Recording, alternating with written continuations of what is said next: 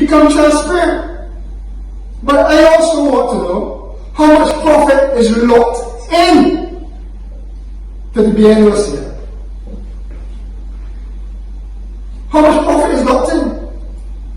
I heard Comrade Stewart talk about it in terms of the SOEs. We don't know what they're doing. Financials 10 years late. How can you run a country in a crisis situation and you're not using current information? Are there $40 million profits in BNOCL? And what is the government doing with the money? That is what we want to know. Because we want to measure the consumption of liquors, divide by the profit, get out the price per litre that they're making up there, and deduct it so that consumers get a break.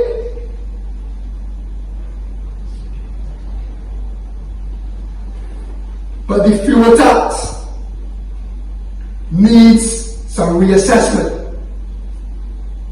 We need to reassess the fuel tax. The fuel tax was put in place to replace fuel tax. But when a small business person takes his weed whacker to the gas station, is that replacing fuel tax? When a small business person takes a power washer, have you ever seen a weed whacker pull up the gas station for beer? No. So the government is earning substantial revenues because the net is spread above vehicular revenue in terms of fuel tax. So there's an opportunity to reduce the fuel tax so that everybody gets a fair share and the government still collects the revenue. But the fuel tax must be removed from bulk oil for manufacturing purposes. They're paying fuel tax. As far as I am aware, the manufacturers are paying fuel tax on bulk oil. I stand corrected if I'm wrong, scrap it, but that is what I am told. And if we are talking again about full costs,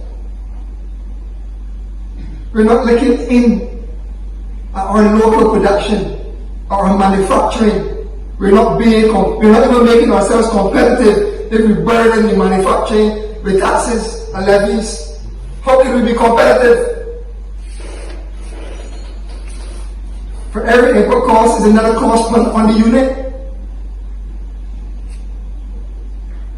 I am saying, ladies and gentlemen, that the government needs to reassess how it addresses the issue of oil prices, of our gas and diesel at the pump, and how it reassesses the manufacturing and the inputs in farming and food production in this country.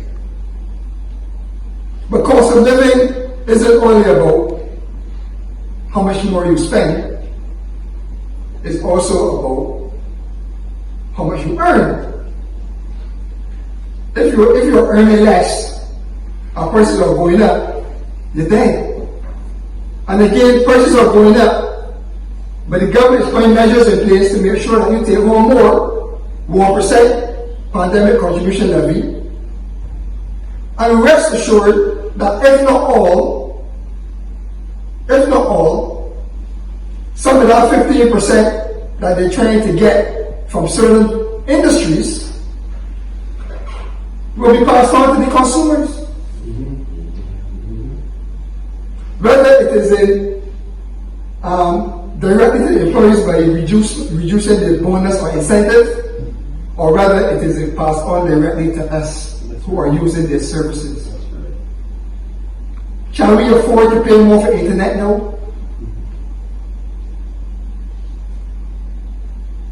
Can we afford to pay more to top up our phones?